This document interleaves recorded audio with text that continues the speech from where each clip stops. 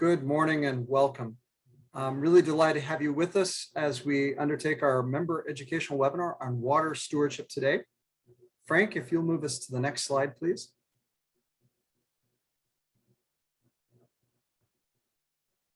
Just as far as background, we'll start with participants in listen-only mode until the Q&A section. Feel free to use the chat, of course. We'll make a recording, and the recording, sorry, that's out of date there, but the recording will be publicly available, and we'll include that in a blog post that'll come out later this afternoon. Next slide. Our itinerary today, we'll have a little introduction and a reflection.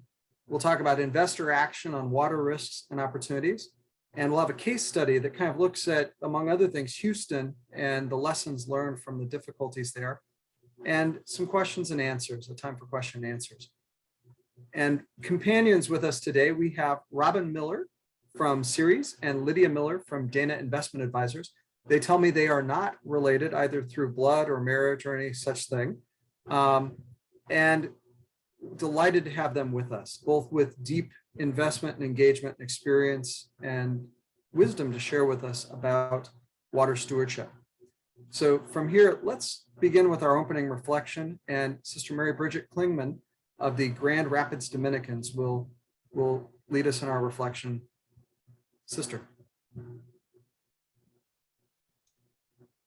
Good morning. We good?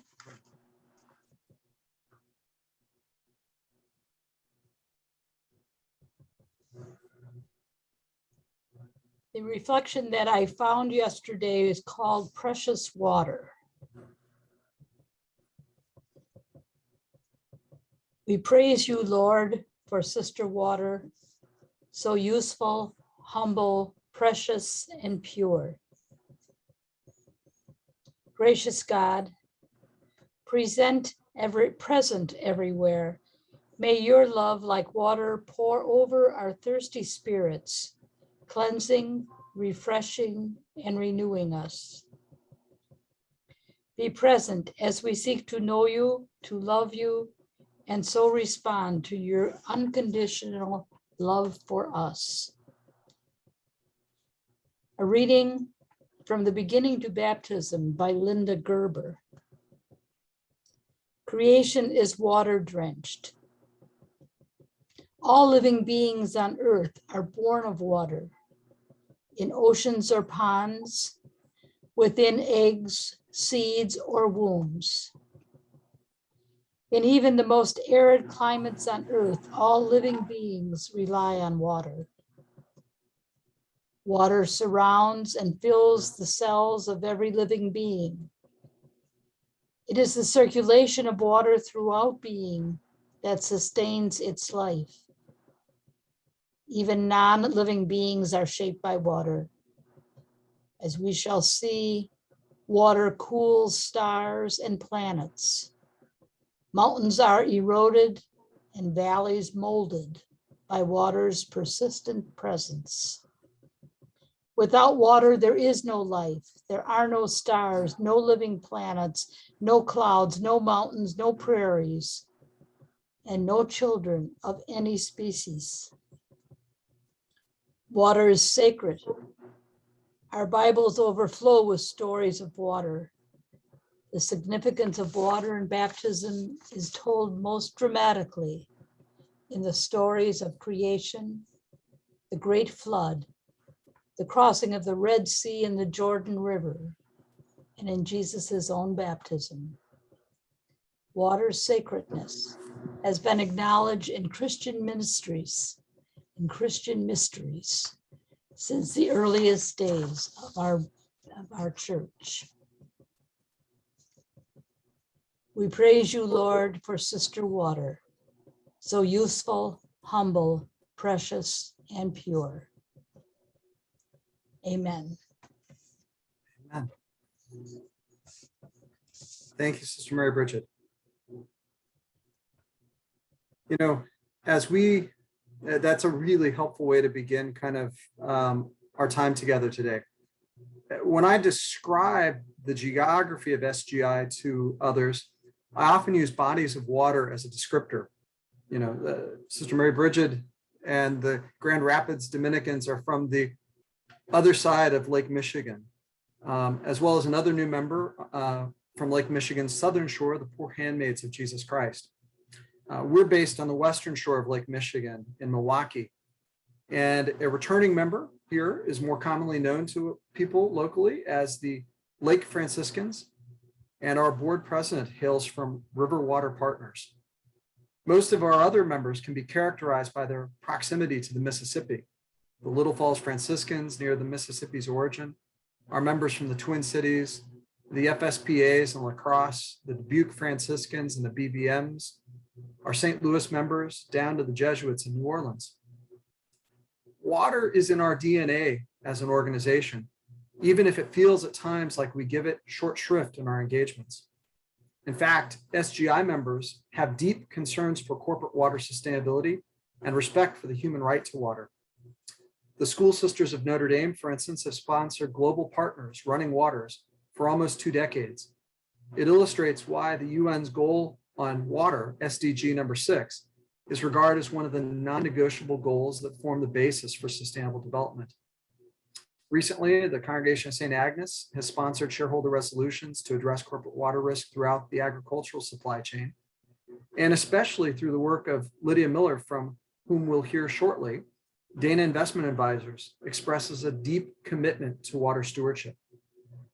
Climate change, access to water, and loss of biodiversity have become existential threats. And while politicians have been forced to collaborate on a global scale, the financial sector and businesses must also contribute if we're to have a chance at success. Until recently, there was not enough publicly available information for investors to assess real-world impacts of their investments on water availability, making it difficult to accurately assess water-related risks. New tools present opportunities for investors to become involved through active ownership and investing in companies that provide water solutions. So let's move to our first section here on investor action on water risks and opportunities. And here we'll hear from Robin Miller, who's a manager at Ceres, focused on investor engagement on water risk. She leads the Water Investment Hub, a working group of the Ceres Investor Network, which is composed of over 140 institutional investors with more than $30 trillion in assets under management. The hub promotes peer-to-peer learning and a how-to guide on water risk integration called the Investor Water Toolkit, which we'll hear about. Prior to Ceres, Robin worked as a banker with Citizens Bank and held research roles at Sustainable Endowments Institute and Breckenridge Capital Advisors. And she also holds a joint MBA, Master of Science in Environmental Science and Policy from Clark University, and a bachelor's degree from the other shore of Lake Michigan, Eastern Michigan University. In her spare time, she also enjoys being active in community organizations, the outdoors, and playing the ukulele. So with that, I'll pass over to Robin. Thanks, Chris, and thank you for that wonderful introduction. I'm so pleased to be in community with all of you today. My goal in our time together is to share with you some of the ways that investors are taking action on water risks and opportunities. This will include sharing a bit of my own story and inviting you all to reflect on your connection with water.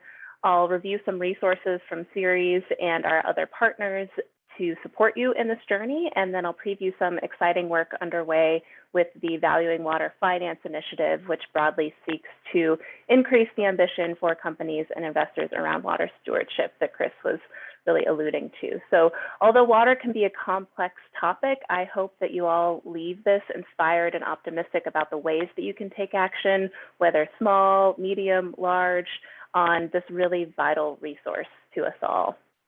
So to start with, I am going to put a link into the chat, and I just want to, and I'm also going to share my screen instead. I'm going to take over the screen share for a moment to just hear from you all through a word cloud on what does water mean to you. So I believe I'm sharing my screen now, and you can use the link that I put in the chat, or you can just go to another browser or your phone or a tablet and enter menti.com and the code that you see on the screen.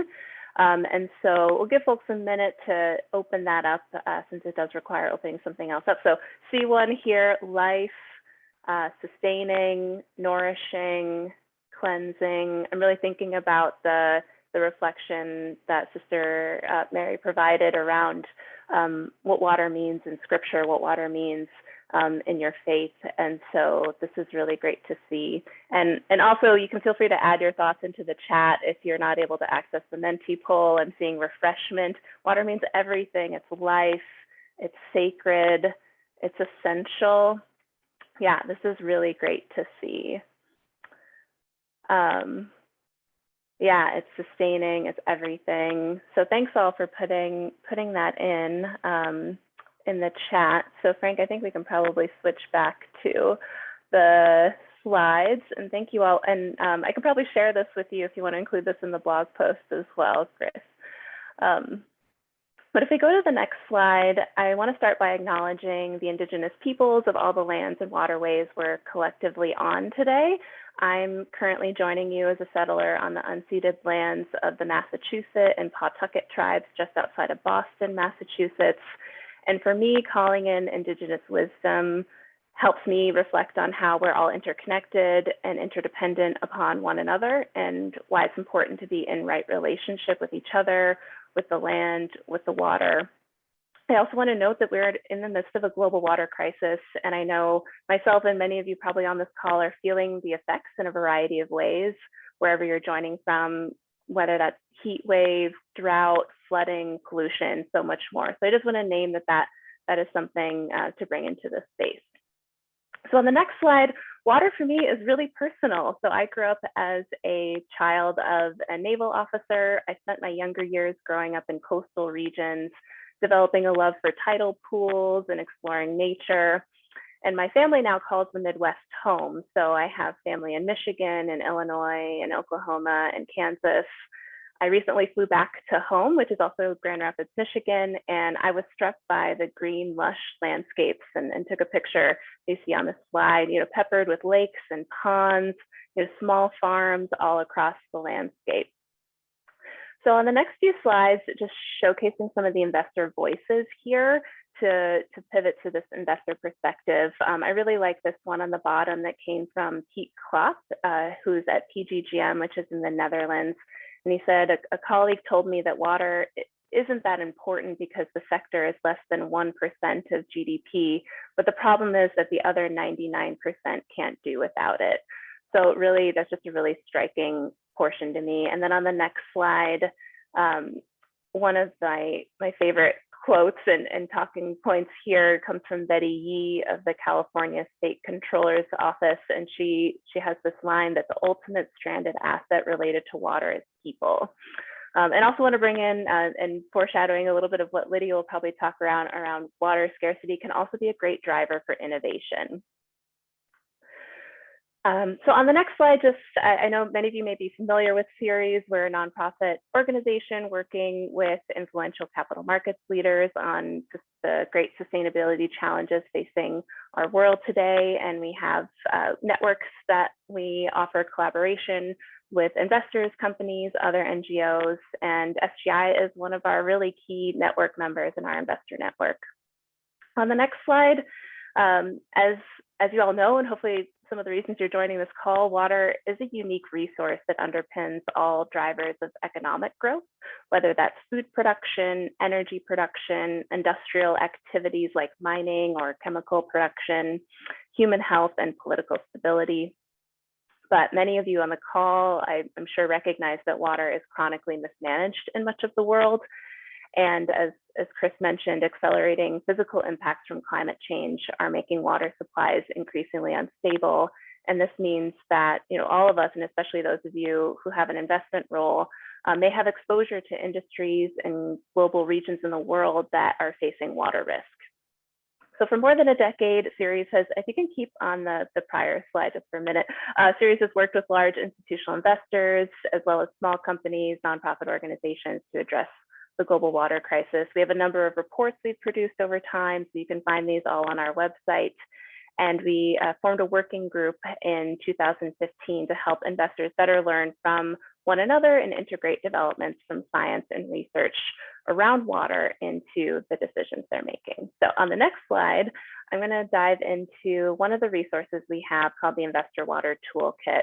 And it's essentially a roadmap for how investors can understand and engage with water risk. It was made by investors for investors, and I believe Lydia was very involved in putting this together as well, and essentially has 5 content-based sections that you can see on the left-hand side, and then we have a whole section of case studies. This was originally launched in 2017, and we've continued to keep it updated. So I'm going to just highlight 3 resources for you from the established priorities, buy-sell analysis, and engagement sections. But first, I want to talk about how to navigate to the toolkit. So on the next slide, just so you can get a sense of how you get there, and I'll note the toolkit is a free and open resource, so anyone can access it, and there's no login required. The first step is you can just search for it in your browser, and then you'll be brought to a screen on the left-hand side to enter into the toolkit.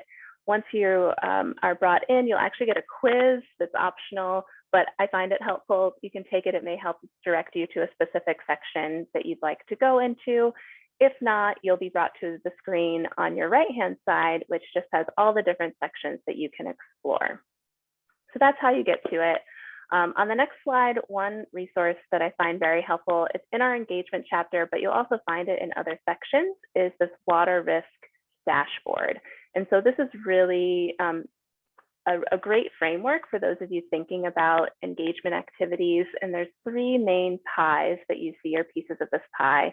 The first is on water resource dependency. So, and I'll note that these 3 elements, they interact with each other. You don't have to think about them as totally separate from one another. But water resource dependency really gets at where water risks might lie in a whole company's value chain. So for example, if they're sourcing specific chemical inputs, or for agricultural production, the different inputs that they would need to be able to produce whatever they're producing. It also could encompass wastewater management, or even thinking about an end of use or product use of a particular company's product or service. And it's also important with water resource dependency to look at what might be the financial impact if a company doesn't have access to that water. So would it be a loss of revenue, or if a company is really innovative, do they actually increase their revenue, or maybe costs might increase? So looking at all those financial impacts. The second slice of the pie is water resource security. So will that company actually have access to the water that they need? Some questions that are good to ask about are, where does a company operate and what do they do in that region? So for example, if a company has a bottling facility in an arid region, this might be something you want to know about, or might be something you want to ask companies about how they're thinking about the long-term access to the water that they'll need to produce that. We can also think about social license to operate risks, and we often see this in the mining sector. So a particular mining facility might be having some really negative community impacts. And if there is enough community organizing, we may see that that facility may not be able to operate to its full capacity. So that water resource security, will that company be able to actually access that water? And then the final piece of the pie is the management response. So what is the company doing? Are they aware of these risks, and are they choosing to take action? I also think about this as a way of getting a sense of the resilience of the company. So, companies face risks in all dimensions, but it's a choice of whether they can adopt those. So there's some questions as well, similar to what I've unpacked, that you could be incorporating into some of your dialogues with companies. And obviously Ceres can be a resource to you all to help flesh these out and make these more applicable to a specific company. But this is a really great framework that we have to offer within the toolkit. On the next slide, we have some resources around investment policy statements and proxy voting guidelines. And so we've recently updated this, and we now have, for policy statements, we have about 70 different examples of investors integrating water in some way into the way that they are setting out those guidelines, and then we also have about 40 examples of proxy voting guidelines. There's a few that you can see on this slide here from Calvert Investments and the Florida State Board of Administration, just around some of the technical language they use. So we want to make this easy for folks who may not have been incorporating this language, or maybe you're at a review process and you want to see what other investors are doing. So we have made that available, and they are Excel databases that you can download. And we actually even have it sortable by a type of investor. And so you can even sort by faith-based investor, an asset owner, a foundation, a manager. So if you really want to get a sense of what some other folks are looking at, we have tried to make that very easy for you. And then the final piece I want to share in the toolkit is for those of you who may be inspired to go, really into the weeds on the data. Chris was mentioning that the data are improving. Ceres is, we're trying the best that we can to keep an eye on the improvements. And so we have a similar Excel database. We just have a little snapshot here on this slide of many of the different tools that are available to you. And the good news is that many of them are free or very low cost, and so are pretty accessible. And so some of our own Ceres resources are out there. An extra layer that you'll see within the database itself is we're looking at some of the mainstream ESG research providers and the quality of that water data as well. So you'll see kind of our analysis on that. But for those of you who want to go into the weeds some more, we do have those resources for you. So I just want to pause here. I know I've shared a lot of information. So if there's any questions on the toolkit, feel free to put those into the chat, or we can go to the Q&A. But this is, I think my main takeaway for the toolkit is it's there for you, and you can think of Ceres as a resource for unpacking that. So next, I'm going to pivot into some of the engagement related information and opportunities we have. One report we have is called Feeding Ourselves Thirsty, and it's a benchmarking report that evaluates 38 of the largest food sector companies in the United States on how they're responding to water challenges within their governance and strategy, and really looking at their full value chain.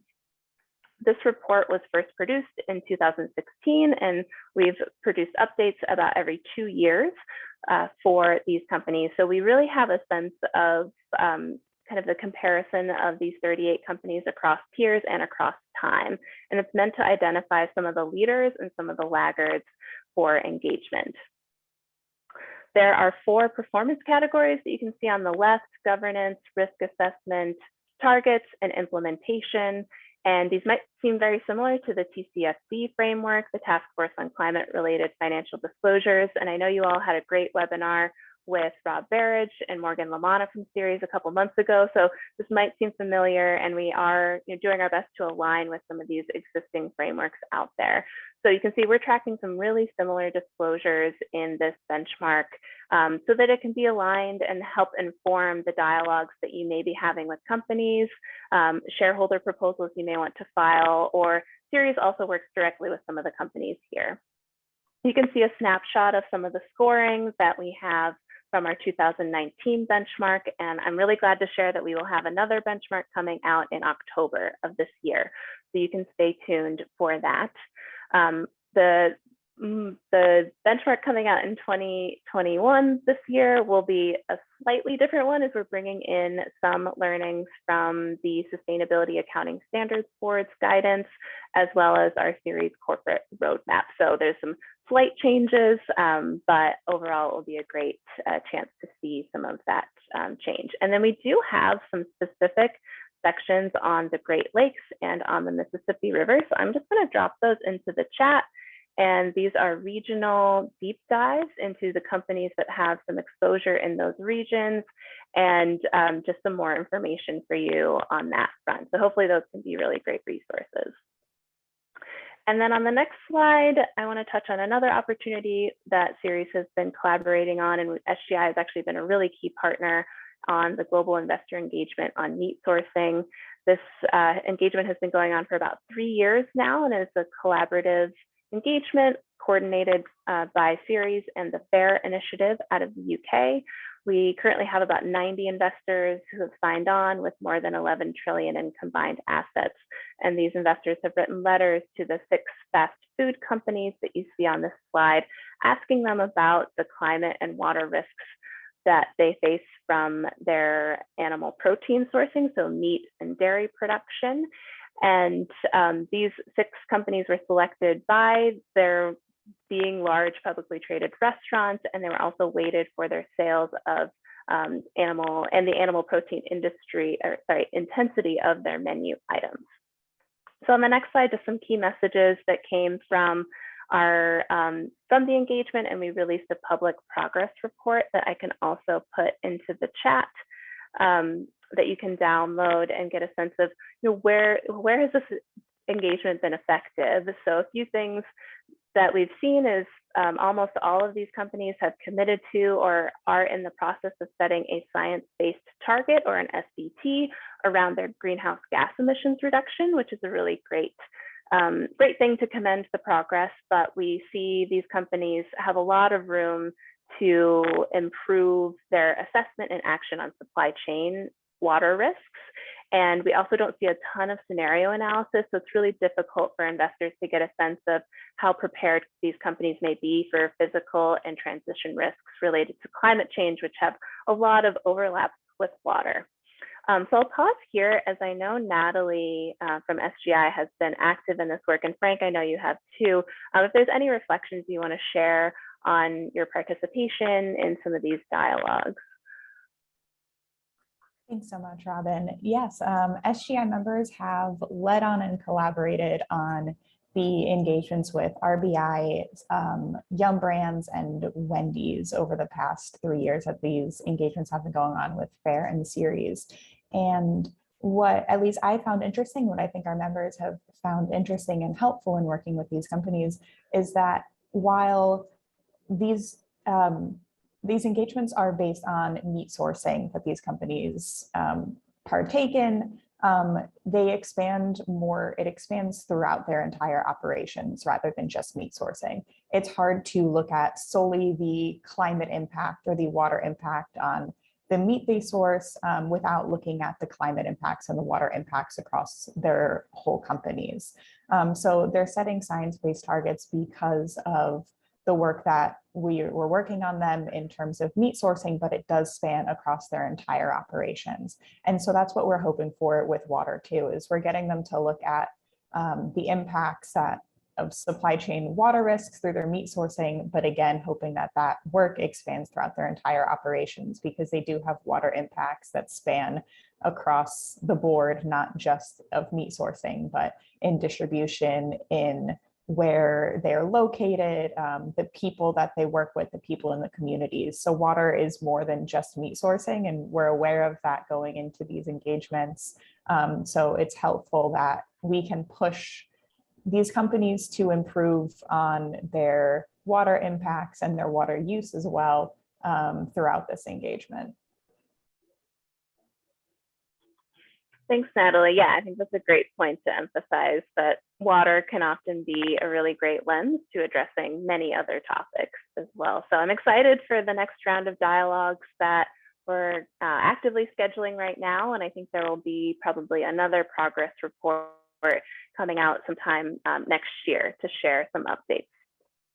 And then my final piece to leave you with is what's next for Ceres, and to kind of preview some opportunities that you may be able to get involved with in the future. And so just in broad terms, Ceres is seeking to create an initiative somewhat analogous to the Climate Action 100+, which I know some of you may be familiar with, but to really focus on water. So the Climate Action 100+ model has galvanized investors in a way that we've never really seen before. And so we've been working with the government of the Netherlands and many other partners to put together something similar around water.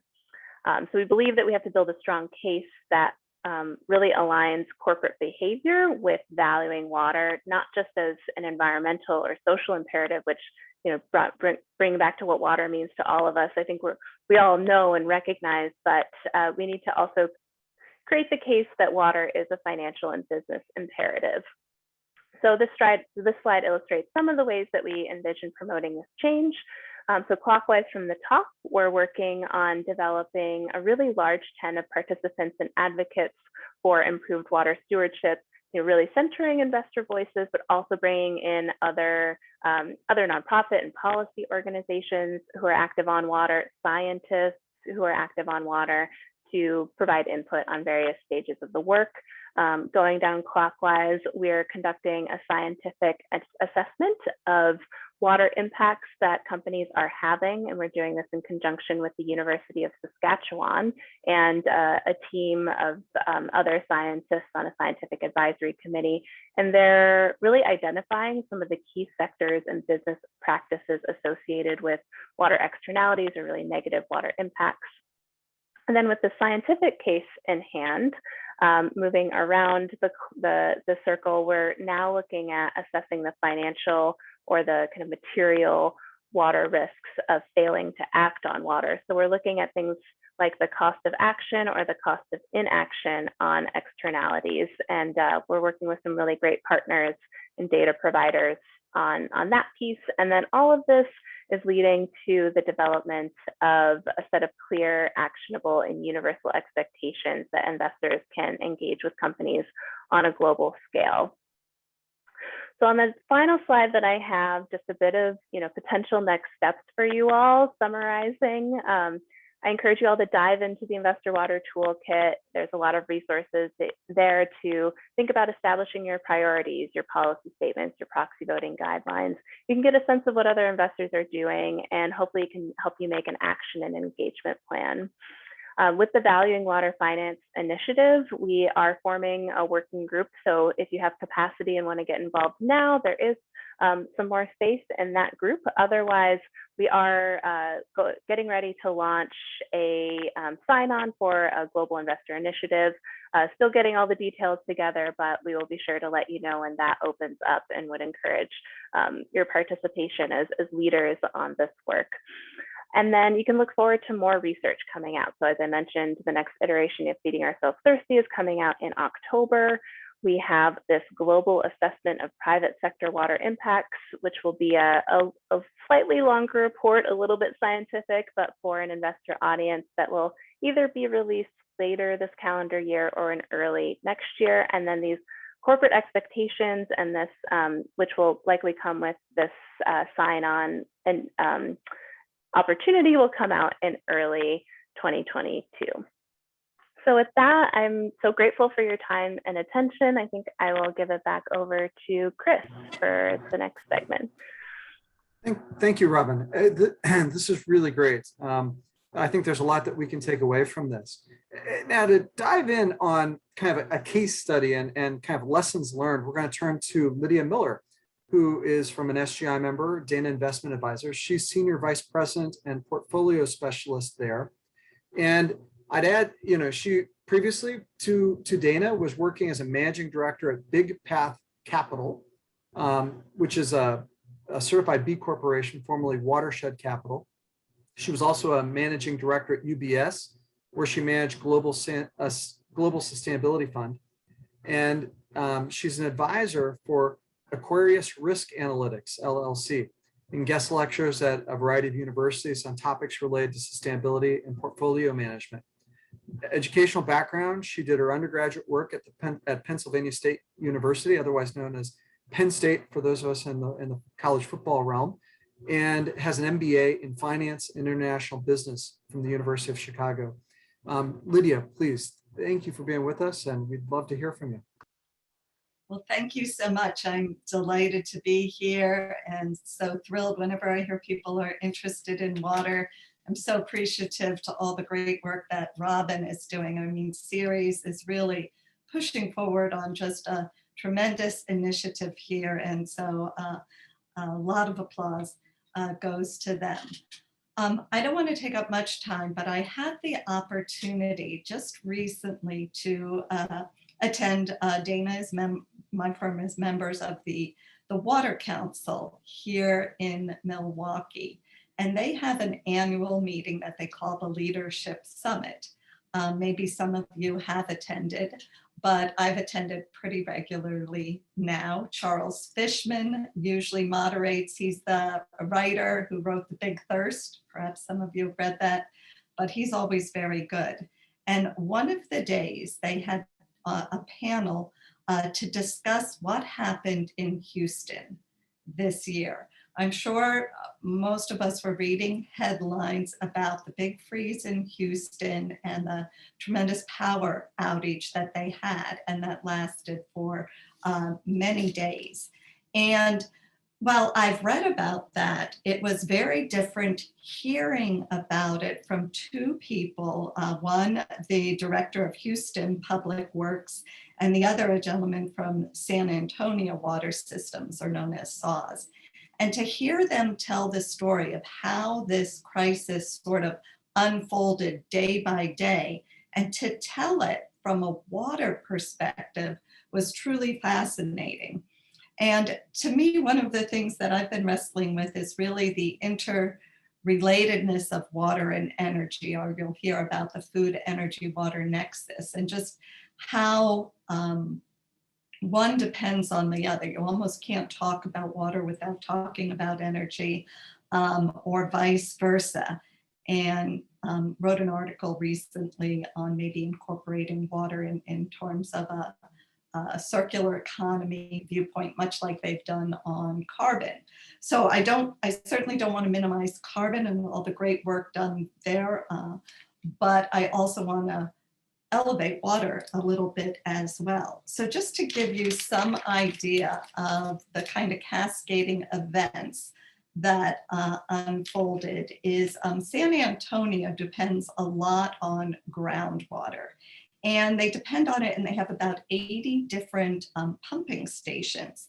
So as Steve Klaus described it, it really is more of a kind of spug and hope sort of setup. And it's drilling wells, it's pumping it out to the locals, is how that it's serviced. And during the freeze, they of course lost power, and they weren't able to turn it on quickly. There was a cascading set of events. It impacted their ability to pump water. And then when they thought they could pump it again, they were going to issue a boil, but then, boil before you use, but then they couldn't pump it. And then people started to complain, well, even if I could, how would I possibly boil it? So there were just a lot of miscommunications at first. He was on the phone regularly, or trying to be, cell phones, with the mayor quite often. And also he ended up interacting with the fire chief quite a bit, because people, they got very concerned about fires, since people were turning to burn things that they could for heat and other uses. They were quite concerned because they didn't think they could use the fire hydrants, of course. And even though they did have sensors, and that were where they were trying to figure out where some of the greatest problems were, not all the sensors worked in that kind of climate. And just to switch to Houston, Carol Hada said that was a problem in her area too. So sensors, what temperatures do different sensors work at, was an issue that came up. Diesel generators as well, that was something they had an issue with because of the weather. So there were just a lot of kind of cascading events that you wouldn't necessarily think about all together, but that they found were pretty impactful. So some of the things Carol even said was, they had difficulty. People's cell phones were working for a while, but then when you didn't have power, you turned to your car to charge your phone, and then you were running out of gas. People had trouble getting around on the roads because there was a water right before tremendous rain right before this happened. So there was great difficulty on the roads because, of course, the roads froze. People aren't used to driving in that kind of weather. And it was quite difficult to get around. So getting electricians to different places was quite difficult. Many of the workers were told, could you live in your truck for a little bit? I mean, this was the type of thing that was going on. She also said in terms of getting the water back on, they didn't go out of water, but in treating the water, they found out that they were running out of chlorine, that they only had a certain number of days left of supply. And again, this power outage was going on and on and on. And while there was a supply at the factory had shut down and they couldn't get the chlorine from the factory that they normally get it from. The next thing that happened is they found a place that could get them chlorine, but it was out of state. And lo and behold, there are laws in place that you're not allowed to move chlorine across state lines. So this was just the tip of the iceberg, if you would, on some of the issues that unfolded during the power outage that just show you, I think, that interrelatedness, the dependency of one on the other, and just an extreme weather event that most of us expect to see more of happening. And even though these are people that are very diligent, responsible people, they had emergency plans in place, but not to the degree to handle this kind of an emergency and the many things that unfolded as the days went by.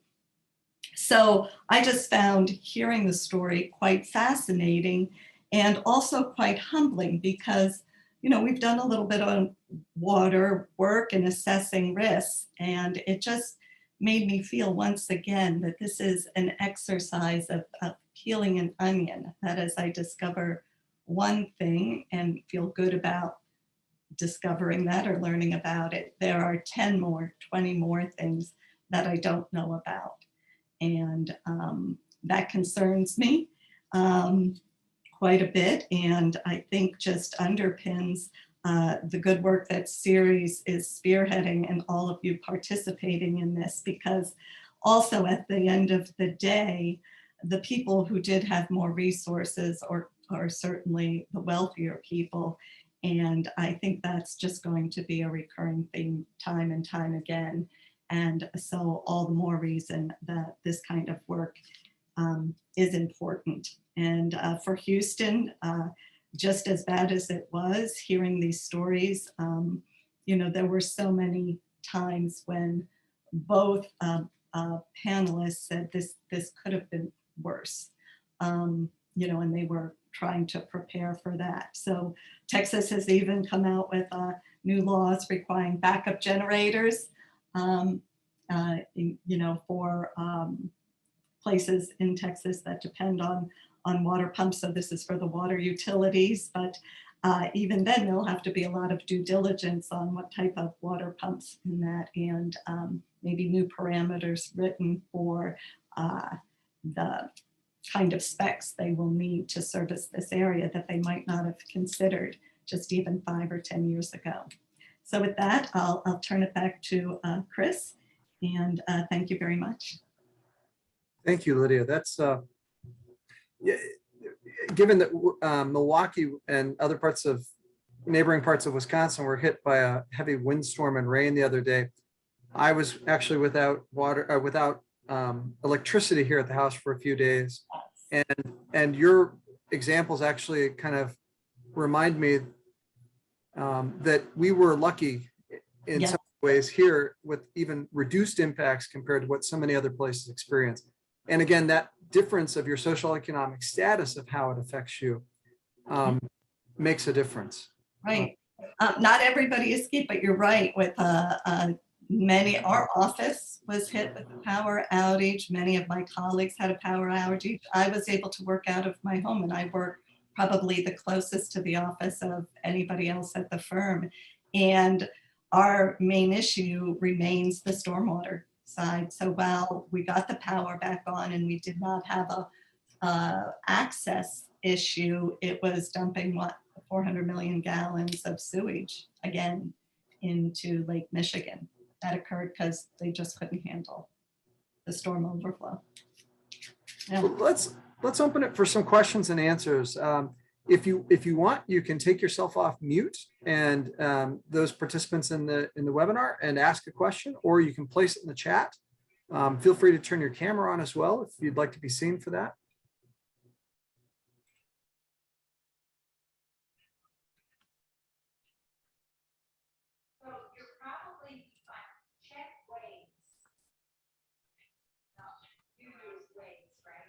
I've gotten muted there. I don't know if anyone wants to take a kind of opening effort to ask a question. Maybe I found, Lydia, that image of peeling an onion to be really attractive because we do get a deeper sense of how it's all connected and all the different layers of that. Maybe I'll take that and turn it over, pass that over to Robin to say, are there some kinds of layers of that onion that have kind of surprised you as you look at questions around water? Yeah, that's a great analogy because I don't know, even onions sometimes.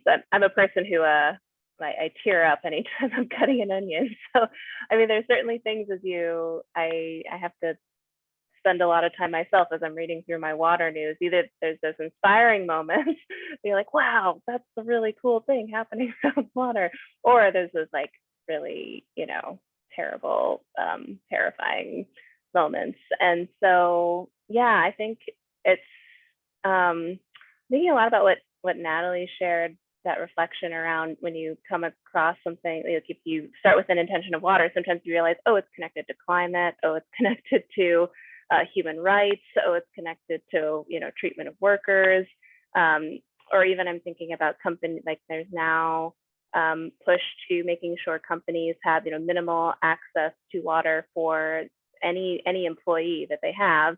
And so if they have employee bases in different regions in the global south, for example, where water, I'm thinking about Bangladesh and regions in India where water access can be a challenge.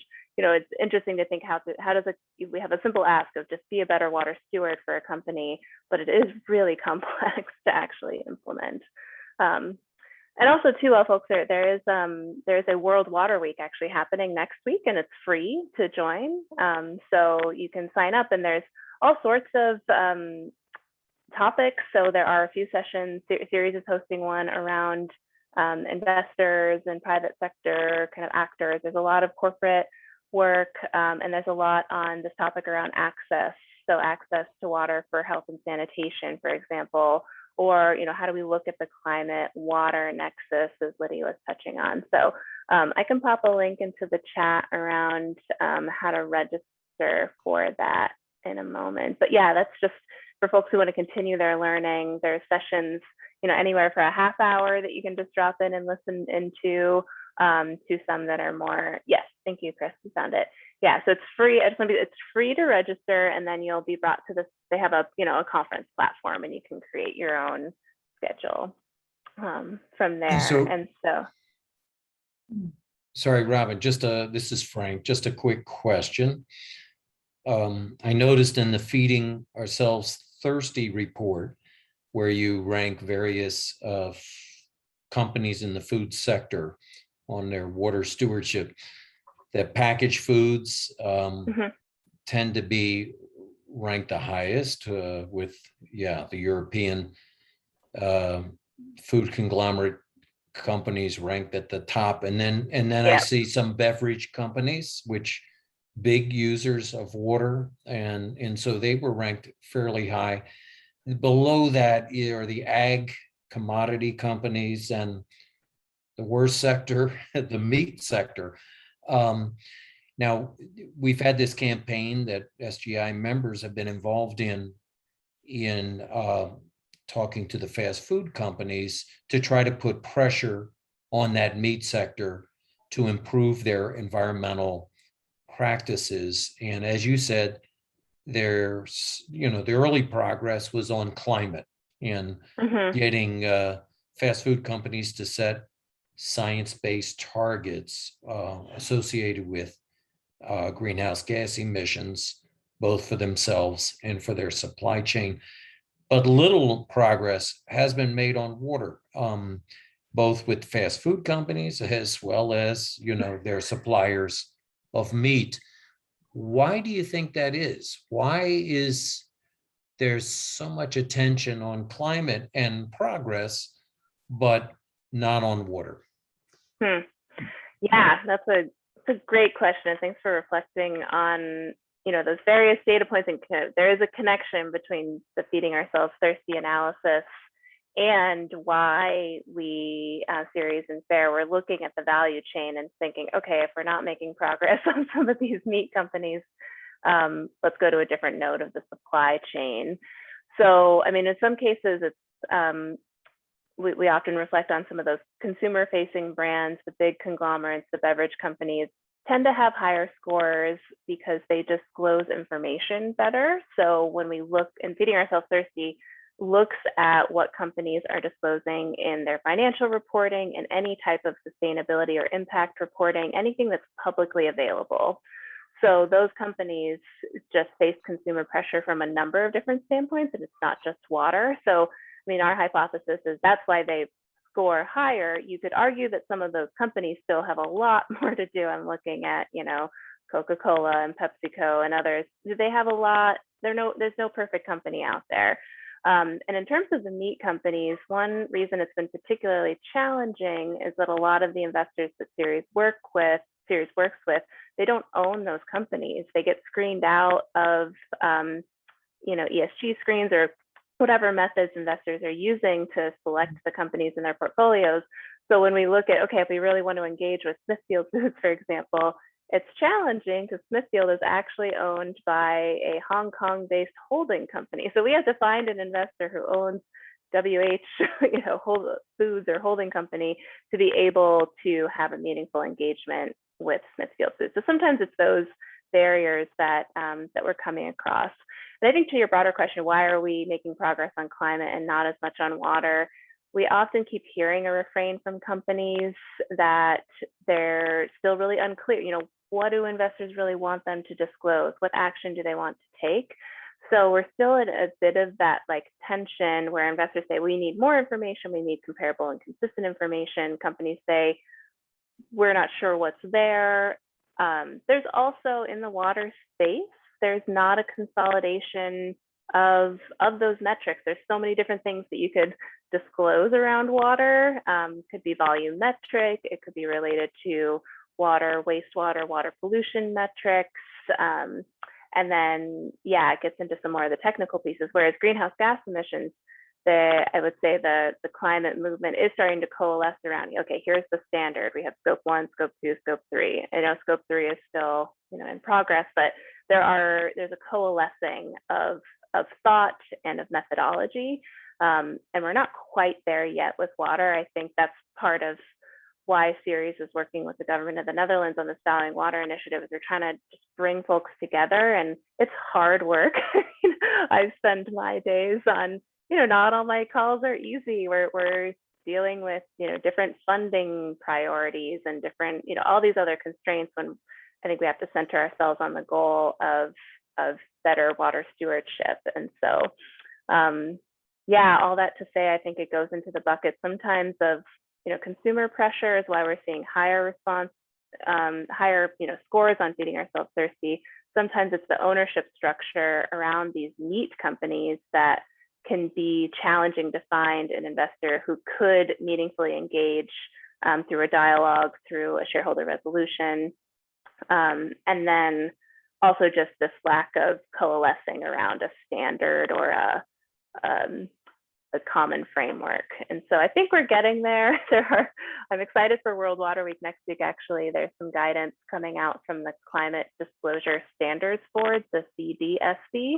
So there's a session on Monday where they have a water application guidance. So it's really corporate facing. It's really for companies who want to disclose on water. They have 6 main buckets, and then they have some specific indicators. And then the thing that I find really useful, and for those who are into the disclosure, wonkiness, towards the end of their guidance, at least in the draft version I saw, they have a mapping. So where if a company is disclosing, XYZ indicator from this guidance, it's also meeting the GRI, the Global Reporting Initiative. It's meeting the SASB.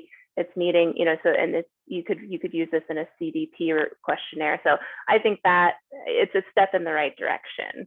So I'm excited to see how that resonates with companies, and if there's, I'm even keen to bring that into some of this work, as I mentioned, Ceres is doing around valuing water. Can we bring that in to some of the work that we're developing? That's great. Thank you, Robin. How about another question from the floor? Or from members here present?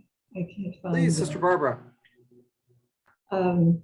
Yeah, Robin, thank you for your report, and also from Lydia Miller about Houston, because that was a terrible event. Something I've observed, you mentioned the Smithfield issue, and now it's owned by a Chinese company. And what happened here in Missouri was Smithfield wanted to open a hog farm in the middle of the state. They already have one up in northern Missouri, but this would have been near one of the rivers that feeds into the Missouri, which then feeds into the Mississippi. And the citizens around there, the farmers, and Columbia, Missouri, in the middle of the state, people protested it so much with our state legislators. And they also, I've had connections there, and they also asked me to write a direct letter to Smithfield saying that even though I guess we're not direct investors anymore, but that they would have an even greater negative reputation among investors in the company, and that we were watching not only them, but the other Tyson here in Missouri. But so this shows you how farmers, even the soybean and corn farmers who have not been very good about watching the pollution around them of their own products, have now become scared about these big animal plants, and they're willing to fight against it. So this new hog plant will not be built. Oh, that's Yeah. great. Yeah, well, that's Our very conservative legislators here in Missouri were listening to their own constituents. Amazing. yeah, that's really inspiring, and that gets at that like social license to operate. I mean, they weren't being good actors in the community, and that's really inspiring. Thank you for sharing. Yeah, you're welcome. And I think think it's nice to come with a if you will, a win at the end of a conversation like this, and just kind of bring us to a close because we're coming to the top of the hour. I want to express my thanks to Robin and Lydia. As we continue our efforts to educate ourselves on issues related to water, we also strive to raise awareness among corporations and other shareholders about the increasing scarcity of water resources, and to assure that corporations take responsible actions to limit and restrict the pollution and overuse of water, and to address issues of control and privatization. Today, we've learned about some great tools that we can use and actions we can take in these efforts. And we've heard from one of our members about how, well, actually multiple of our members, about how they engage on these issues. Water stewardship in corporate life means understanding the risks faced from water scarcity and pollution, and taking action to help ensure sustainable water management. In its plainest sense, water is a shared public resource. And so we really are, again, echo anew our thanks to Robin, to Lydia, and to all of you present as we kind of pay attention in a new way to that scarce, shared public resource. And thank you so much. Thank you, everybody.